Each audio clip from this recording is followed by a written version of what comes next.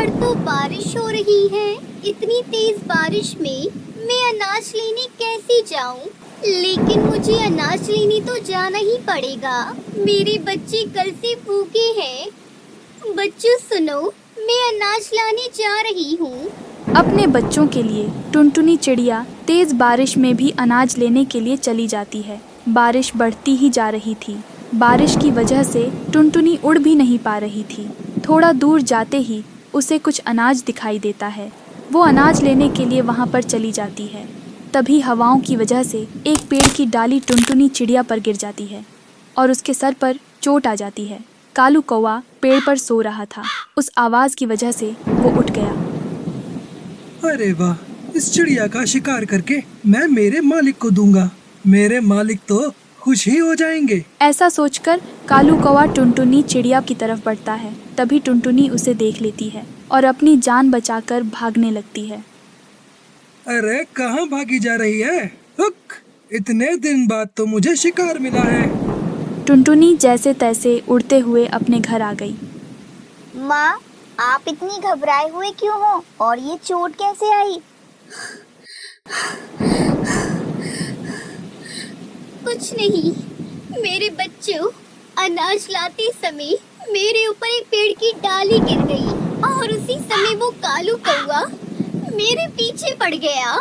माँ, तुम रुको, मैं अभी आपकी मलहम पट्टी कर देती हूँ। फिर दोनों बच्चों ने अपनी माँ को मरहम पट्टी कर दी।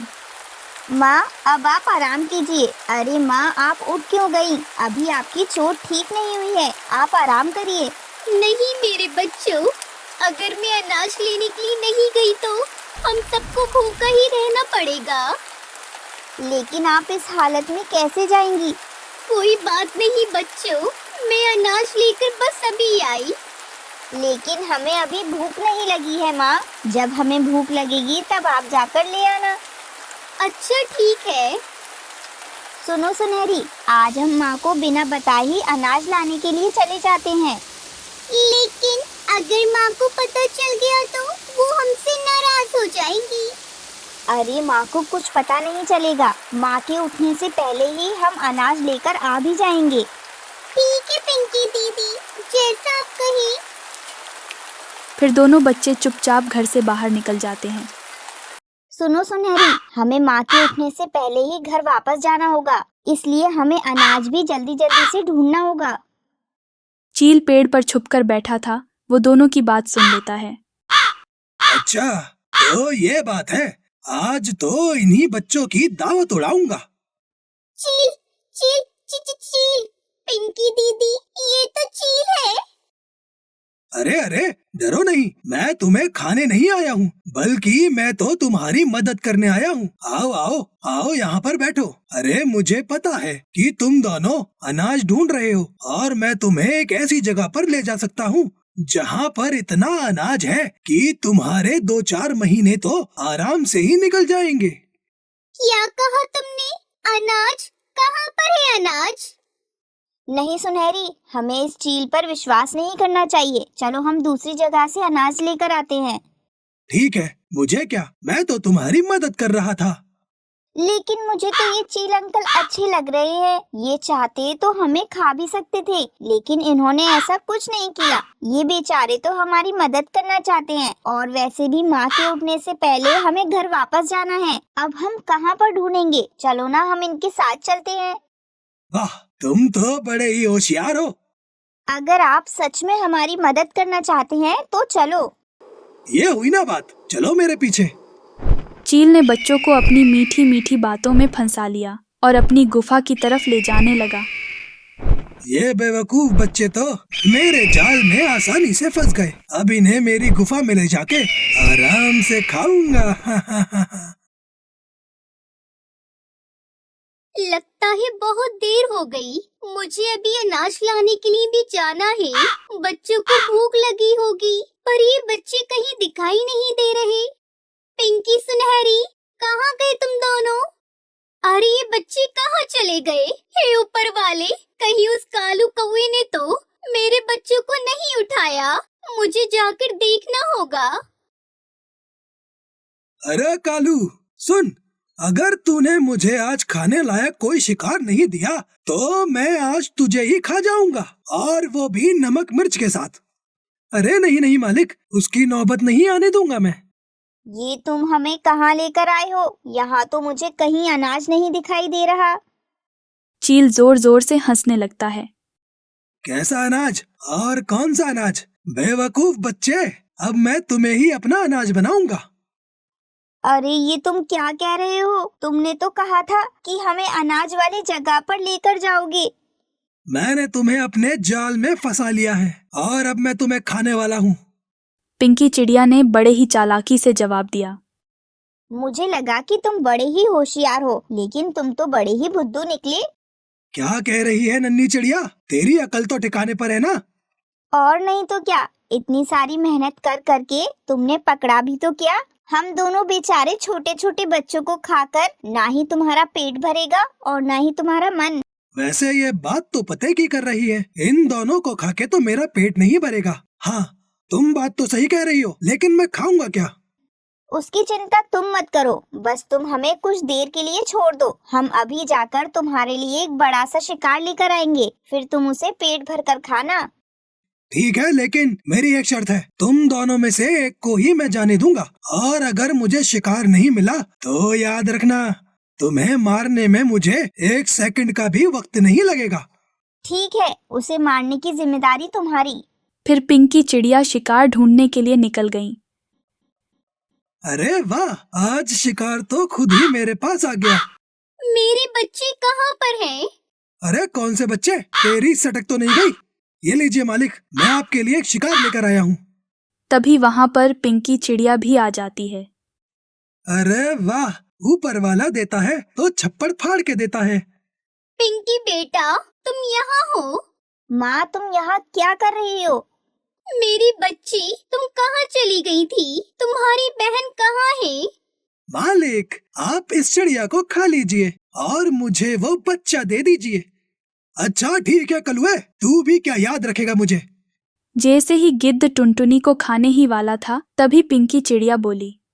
रुकिए अंकल, आप मेरी माँ को छोड़ दो। इसके बदले में मैं आपको एक बड़ा सा शिकार दे सकती हूँ। बेचारी मेरी छोटी सी माँ इनको खाकर आपका पेट भी नहीं भरेगा। इसके बदले में मैं आपको एक बड़ा सा शिकार लाकर दे सकती हूँ। आप उस शिकार को पेट भर कर खाना। बड़ा शिकार कहाँ पर है? मेरे साथ चलो, वहाँ पर एक बहुत बड़ा पक्षी है। आप उस पक्षी को मारकर पेट भर खाना। क्या सच में? लेकिन अगर तुम दोनों ने कुछ भी होशियारी की तो दोनों माँ बेटी को एक ही निवाले में खा जाऊंगा। फिर पिंकी चिड़िया गिद्ध को उसी चील की गुफा में लेकर जाती है। ये लो चील अंकल, आपका शिकार। दोनों चील एक दूसरे पर झपट गए। लड़ाई करते करते उन दोनों की बुरी हालत हो गई। इस तरह वो सभी शिकारी पंछी वहीं मर जाते हैं और पिंकी चिड़िया बड़ी समझदारी से अपने परिवार की जान बचा लेती है। कालू कौवे की 4 बेटियां थीं और चारों बेटियां एकदम सही सलामत थीं।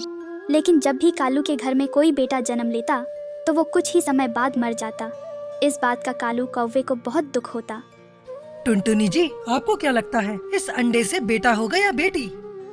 कालू जी, इस संडे से तो बेटा ही निकलेगा और मैं उसका नाम गोलू रखूंगी। लेकिन टुनटुनी, हमारे बेटे कहाँ जिंदा रहते हैं? वो तो जन्म के 1-2 दिन बाद ही मर जाते हैं। ऐसा ना कही कालू जी, शायद हमारे बेटों की मौत किसी बीमारी के कारण होती हो। परंतु टुनटुनी, हर बार ऐसा थोड़ी ना होगा। कहानी में आगे बढ़ने से पहले जब हम बीमार होते हैं, जब कोई दवा काम नहीं आती, तब माँ की दुआ काम आती है। तो आज उस माँ के लिए इस वीडियो को लाइक और इस चैनल को सब्सक्राइब कर दें। आप जैसा कह रहे हो शायद वही ठीक हो, लेकिन मेरा मन तो बहुत घबराता है। टुनटुनी, ऊपर वाले का नाम लो, सब ठीक होगा और हम अपनी पूरी देखभाल करेंगे। ऐसे ही बातें करके वो दोनों पति पत्नी सो जाते हैं और अगली सुबह उनके अंडे से एक बेटा निकलता है, जिसे देखकर टुनटुनी चिड़िया तो बहुत खुश होती है। देखा आपने, हमारे अंडे से बेटा हुआ है। जो मैंने कहा था वही हुआ। मम्मा, क्या इस बार भी भाई हमें छोड़कर चला जाएगा? नहीं नहीं मेरी बच्ची, अब आपका भाई कहीं नहीं जाएगा। अब आप सब अपने भाई के साथ खूब मस्ती करना। इस तरह से टुनटुनी चिड़िया और उसकी बेटियां तो बहुत खुश थीं, लेकिन कालू कौवे को कहीं ना कहीं डर सता रहा था, क्योंकि पहले भी उसके 3 बेटे जन्म के कुछ दिन बाद मर चुके थे और ऐसे ही 2 दिन बीत जाते हैं। कालू जी, आप निश्चित होकर भोजन लेने जाएं। मैं अपने बेटे का पूरा ध्यान रखूंगी। ठीक है टुनटुनी, आप बेटे का पूरा ध्यान रखना। मैं जल्दी ही भोजन लेकर घर आ जाऊंगा। ऐसा कहकर कालू कौवा भोजन लेने चला जाता है, जहाँ उसे टूनी चिड़िया मिल जाती है। कालू भैया, आपका चेहरा क्यों उतरा हुआ है, जबकि आपके घर तो बेटा हुआ है? टूनी चिड़िया, आप तो सब कुछ जानती हो कि मेरे बेटे जिंदा नहीं रहते, फिर मैं खुश कैसे रह सकता हूँ? लेकिन हर बार ऐसा नहीं होगा। आप बेकार में ही चिंता कर रहे हो। क्या पता पहला बच्चा जन्म के समय स्वस्थ ना हो, इसलिए उसकी मौत हुई हो। ठीक है टूनी चिड़िया, मैं चलता हूँ। मेरा घर से बाहर मन नहीं लगता। ऐसा कहकर कालू कौवा अपने घर आ जाता है। जैसे ही वो अपने बेटे को देखता है तो वो मर चुका था।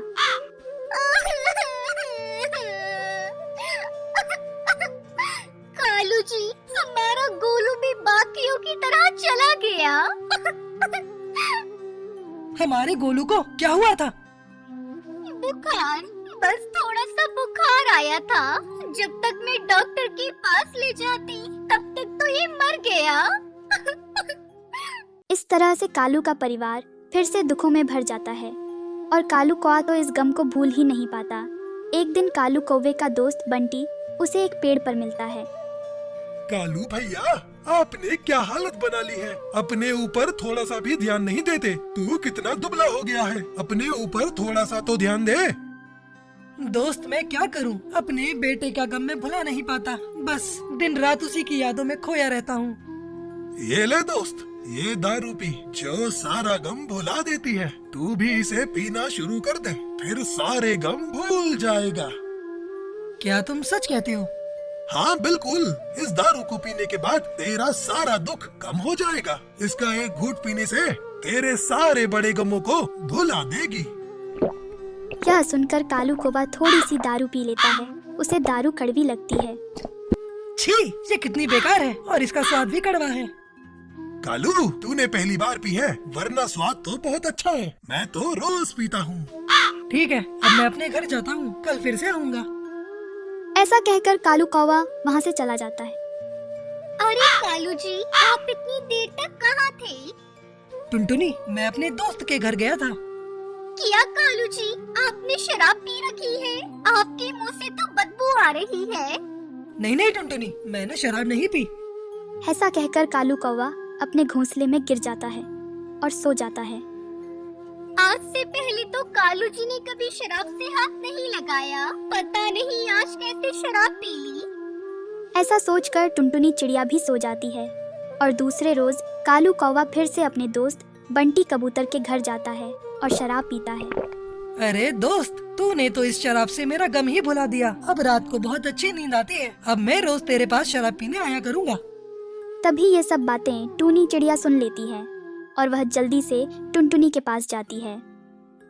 टुनटुनी बहन, पता है तुम्हारे पति कालू जी अब शराब पीने लगे हैं। मैंने खुद उन्हें वो गुंडा बंटी कबूतर के साथ देखा। अगर कालू जी रोज शराब पीने लगे तो तुम्हारी बेटियों का क्या होगा? हाँ बहन, तुम ठीक कह रही हो। हमें जल्दी जाकर उन्हें रोकना चाहिए।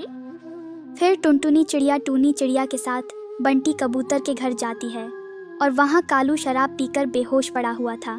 फिर टुनटुनी चिड़िया और टूनी चिड़िया उसे अपने घोंसले में ले आती है। थोड़ी देर बाद कालू को होश आता है और वह कहता है, आप दोनों यहाँ? मेरा दोस्त बंटी कहाँ है और मेरी दारू कहाँ है? आप अपने दोस्त के घर बेहोश पड़े थे और बंटी भी वहाँ नहीं था। वो तो अच्छा हुआ जो टूनी चिड़िया में समय पर जाकर आपको यहाँ ले आए। हाँ कालू भैया, आप तो इतने बुरे ना थे, फिर आप इतनी शराब क्यों पीते हो? टूनी दोस्त, मैं अपने गम को भुलाने के लिए शराब पीता हूँ। अरे वाह कालू भाई, तुम तो नशा करके अपने गम को भुला दोगे। लेकिन टुनटुनी, उसको क्या अपने बच्चों का दुख नहीं है? वो एक माँ होकर भी अपनी बेटियों के खातिर जी रही है, क्योंकि उसे पता है बाप के सिवा बच्चों का कोई नहीं होता, और तुम नशा कर रहे हो। टूनी चिड़िया की ऐसी बातें सुनकर कालू कौवे को अपनी गलती का एहसास हो जाता है और वह सभी से माफ़ी मांगता है। मुझे माफ कर दो टुनटुनी, मैं आज के बाद दारू कभी नहीं पीऊंगा और अपनी बेटियों की परवरिश बेटों की तरह करूंगा। कालू कौवे की ऐसी बातें सुनकर टूनी चिड़िया खुशी खुशी अपने घर चली जाती हैं। फिर उस दिन के बाद से कालू कौवा कभी शराब नहीं पीता और अपने परिवार के साथ हंसी खुशी रहने लगता है।